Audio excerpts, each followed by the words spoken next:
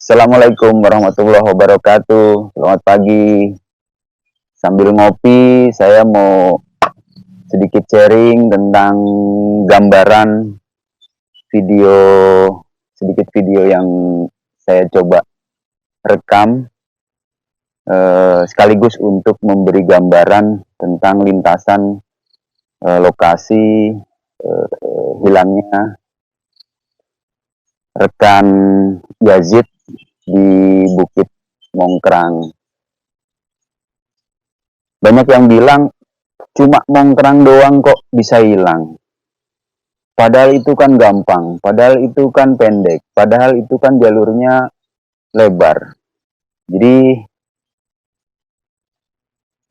setelah mendengar berita tentang uh, orang yang hilang dan belum diketemukan, saat itu saya masih berada di Aceh dalam rangka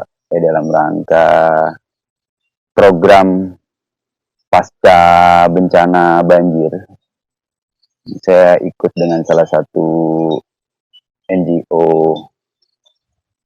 lokal, Earbox, untuk membuat hunian sementara bagi para saudaraku yang terkena korban bencana banjir. Sebelumnya saya sudah juga mendengar berita hilangnya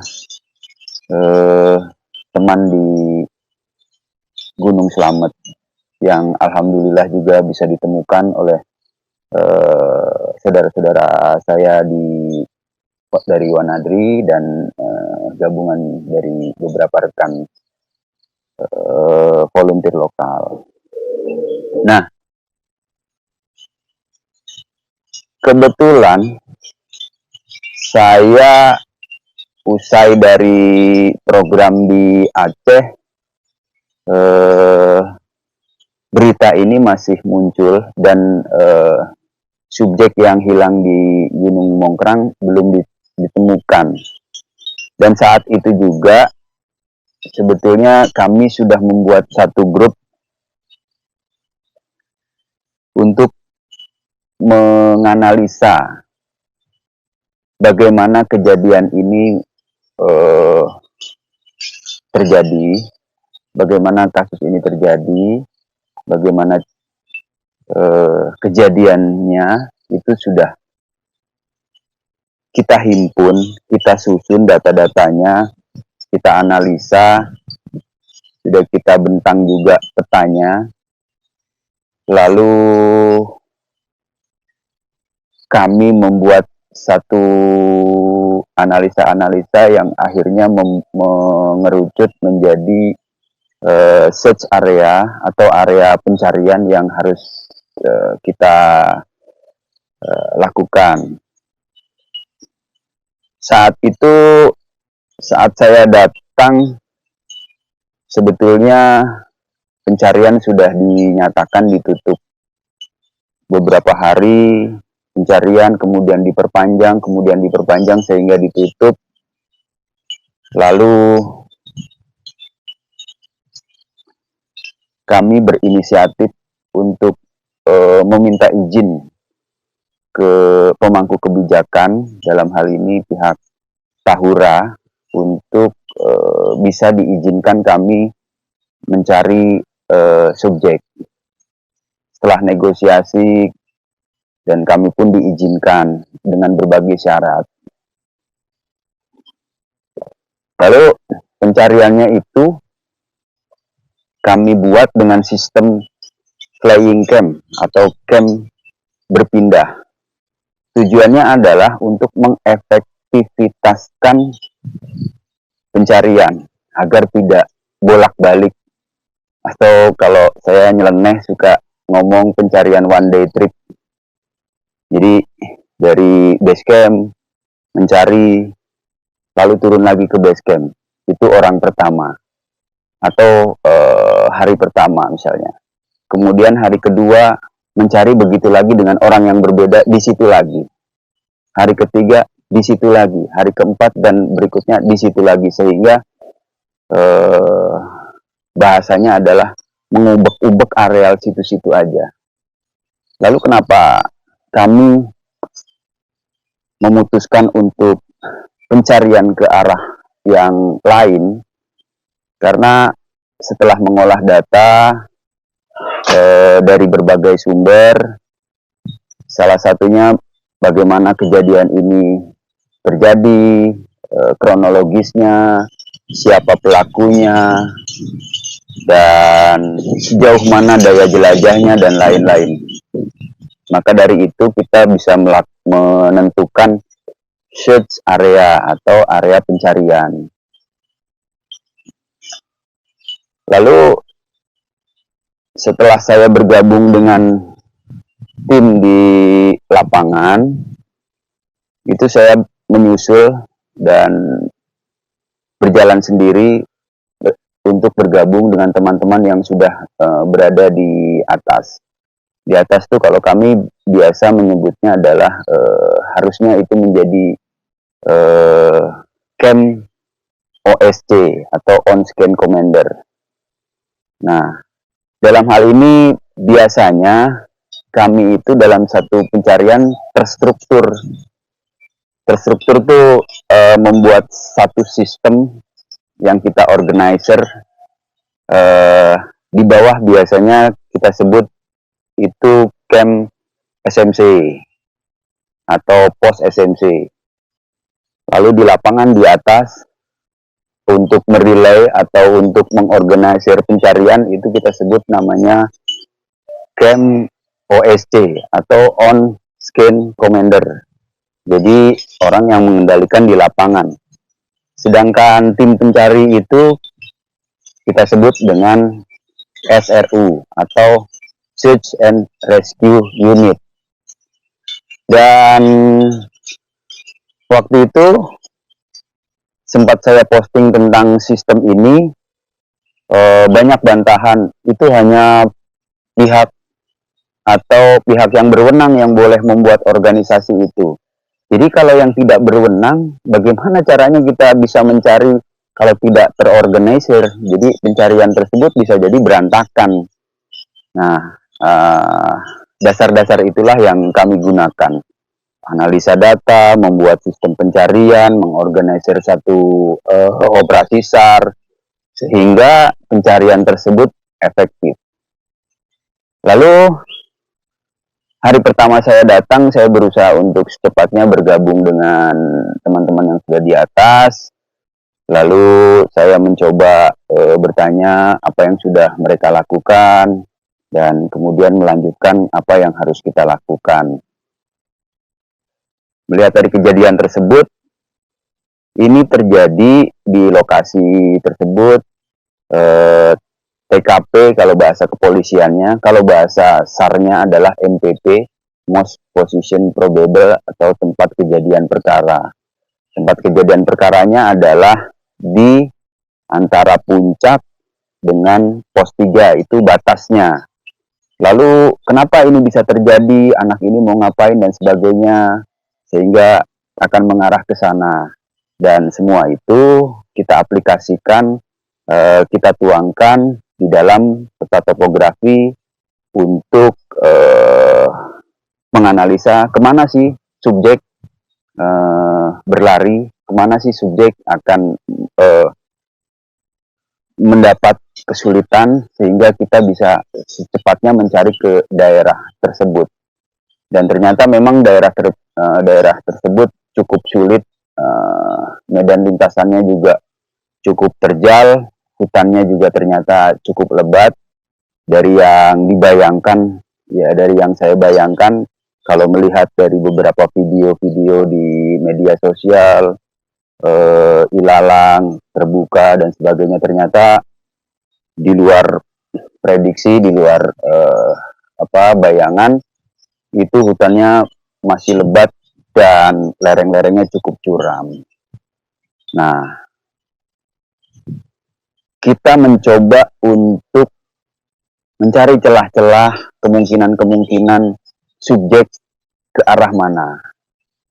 Lalu mengerucut sehingga ada satu daerah yang pantas dan layak untuk kita curigai, sehingga kita bisa mencari ke arah sana dan pada akhirnya semua terjawab dan subjek pun ditemukan di sana.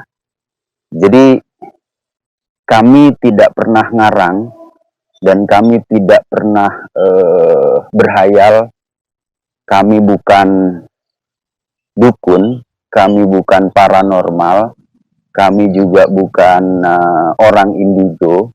Jadi kita tetap mengedepankan logika yang waras gitu. Dari situ baru kita bisa mencari dengan tepat sasaran. Nah, berikut adalah penjelasan sekilas saya bagaimana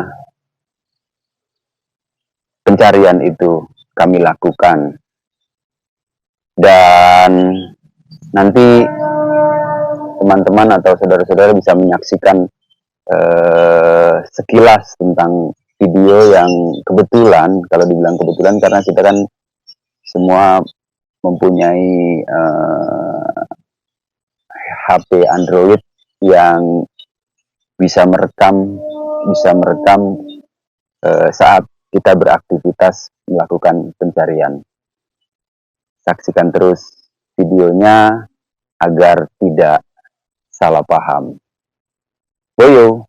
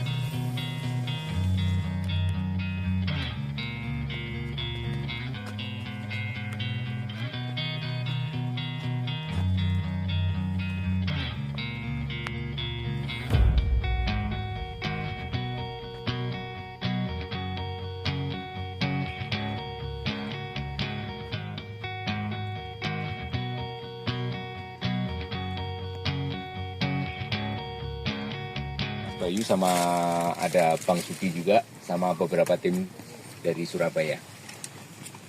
Mumpung cuaca cerah langsung aja ya, nanti kalau aku sama Mas Yudi nanti akan di Punggungan bantu relay radio sama Gina sama satu orang Sarsu.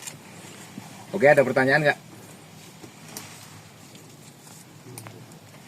Sebelum bergerak mari kita berdoa seperti biasa.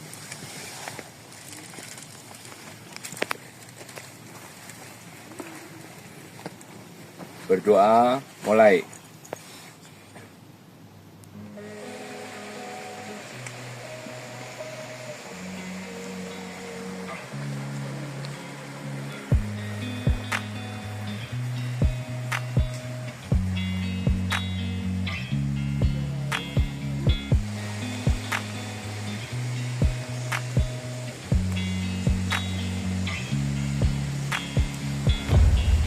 Pintu ke sana.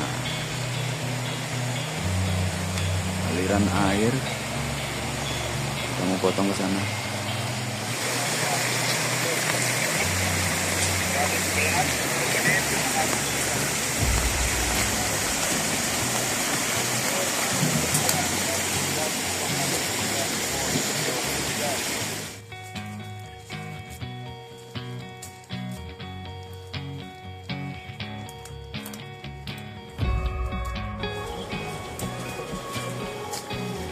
Siap, ntar saya fotokan dulu untuk pintu masuknya begitu kan.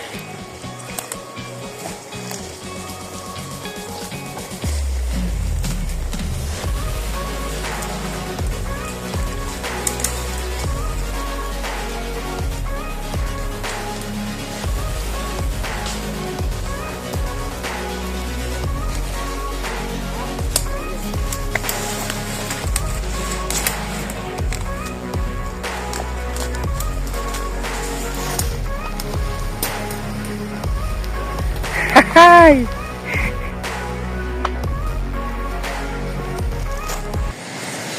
kita juga tadi ikutin kontur. Lagi kita menambahkan. Tadi kan terasa ya kita muter-muter. Nah itu ngikutin kontur. Kalau kita potong kontur ya pasti patah-patah gitu. Dan 7 derajat 41 menit balik ke selatan. Kemudian tadi ada aktivitas juga makan malam dan juga evaluasi yang sedang dilaksanakan. Lain-lain ada yang ingin ditambahkan dari pergerakan kita hari ini? Bertanya aja tadi saya ini sudah menambahkan kayak dari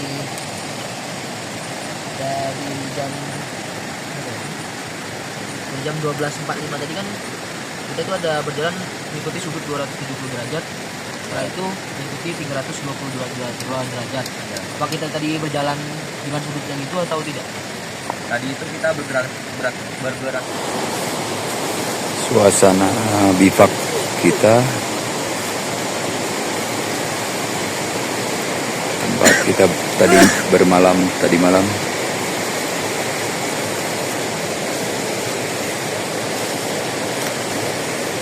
Ini habis sarapan pagi, kita mau memulai melanjutkan pencarian. Baik, selamat pagi saudara-saudaraku. Sebelum kita memulai pergerakan, briefing singkat dulu. Nanti kita akan bergerak ke arah hulu, ke arah timur, arah Peliti, kiri kanannya, depan, samping. Semoga hari ini bisa mendapatkan hasil.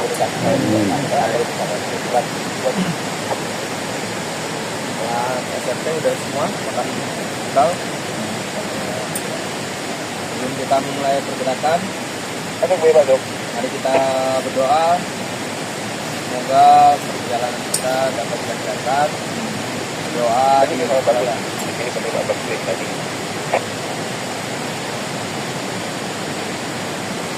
Oke deh.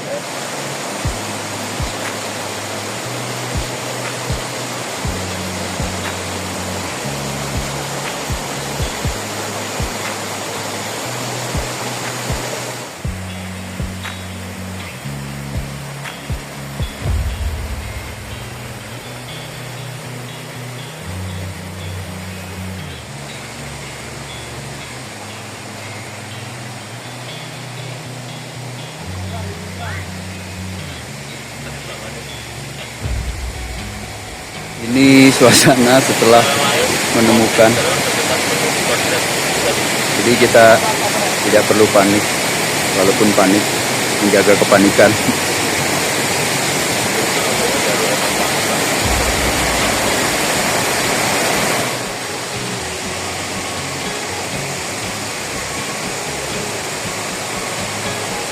Mau pakai ini, mau moto pakai ini.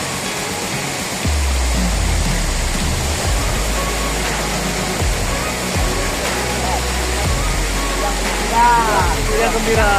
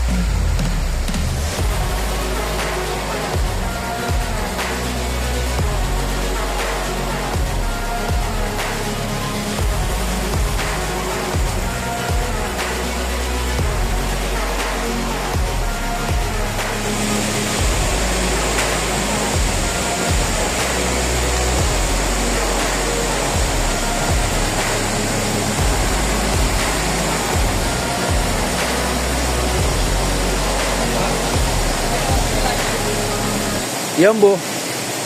Belum tentu. Nggak usah, jangan dicopot, biarin aja, korbanin aja.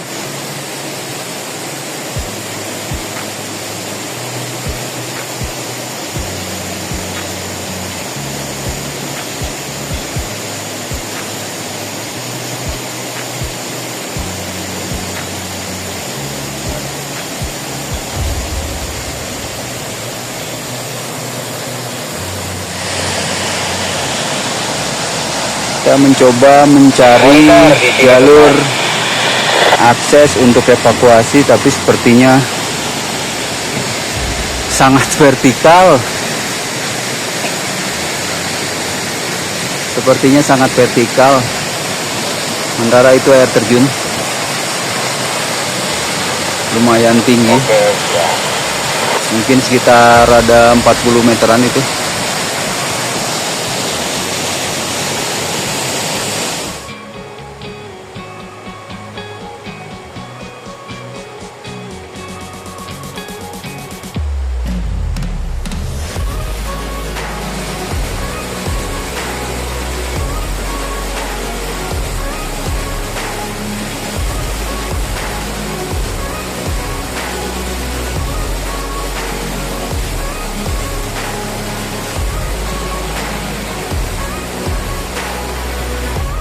Ini lebatnya hutan Mongkrang.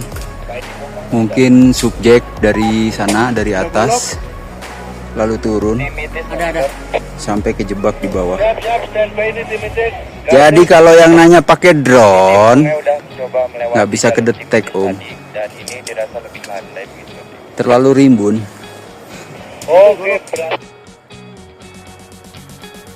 Tim Sungai Monitor ini survivor sudah masuk. Ya ganti.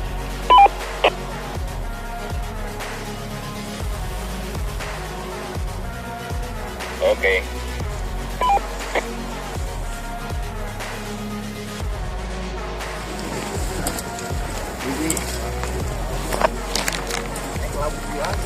Para kucing runtah yang habis mengejar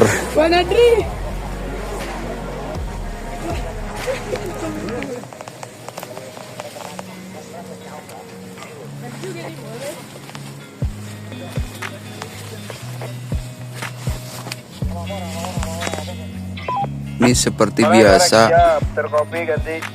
Cuaca di saat subjek sudah ditemukan, Allah memberi kecerahan. Oke mas. Suasana lokasi parkiran Mongkrang penuh.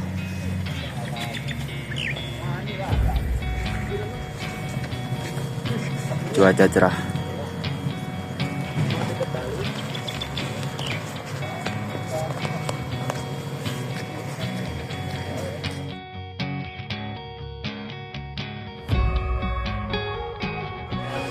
Masyarakat mengerti gitu, bahwa ini nggak semata-mata karena keinginan kita, bukan gitu ya, tapi lebih pada unsur seorang bagaimana seorang survivor atau kita ingin memastikan gitu, bagaimana tetap kita ingin memastikan keberadaannya dan kita temukan.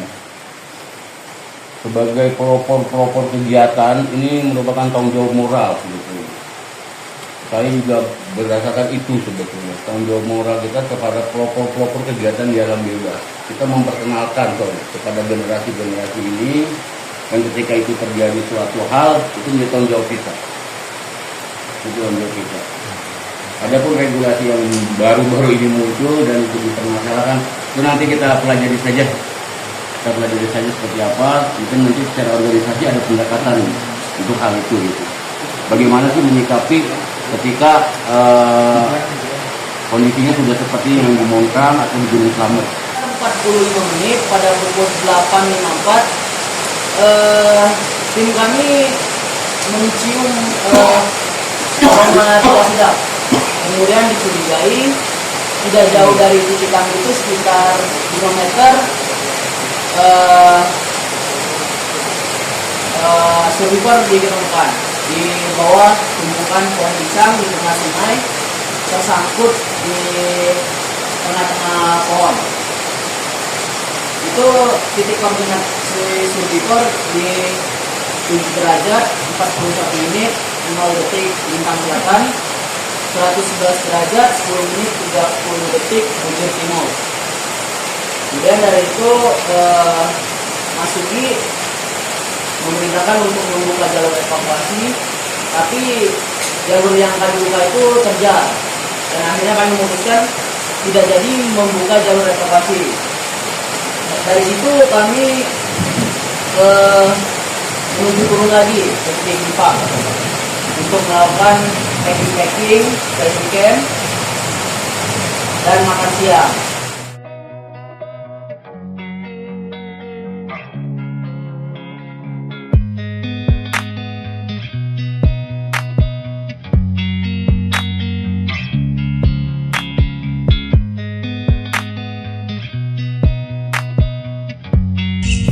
Jadi kalau kita baca datanya, terus kita olah, anak ini kan hobinya lari. Itu bahasa sekarang namanya trail run. Lari di tempat trail yang tempat tidak umum gitu. Kalau umumnya lari kan biasanya di arena lari atau di jalan-jalan raya atau gitu ya. Nah ini di gunung. Jadi dia itu tidak tersesat. Awalnya tidak tersesat. Itu kan jalan besar, jalur pendakian Mongkrang itu besar sekali, lebarnya aja 4 meter. Kalau saya ukur perkiraan itu, segini 4 meter itu mustahil menyesatkan orang itu. Nah ini ada karena anak ini beberapa kali mendaki lari di tempat itu, ini semacam punya keinginan membuat surprise gitu. Surprise kalau dipotong ini pasti akan nyampe di depannya teman-temannya, atau setidaknya dia bisa mencapai base camp lebih dulu. Itu asumsi kita ya. Nah disitulah dia memotong, lalu menemukan jalan tempat untuk maintenance atau perawatan pipa-pipa air minum warga. Nah dia menelusuri itu sampai jalan buntu. Kemungkinan karena datanya waktu itu jam 2 siang itu udah cuacanya berkabut dan hujan, ini sudah mulai panik dan jadi jalan asal-asalan gitu, yang akhirnya melenceng jauh, masuk ke hutan dan tidak kembali lagi, dan akhirnya terperosok jatuh ya. Dia tidak menyusuri sungai, tidak apa yang kami lihat di lokasi itu seperti itu.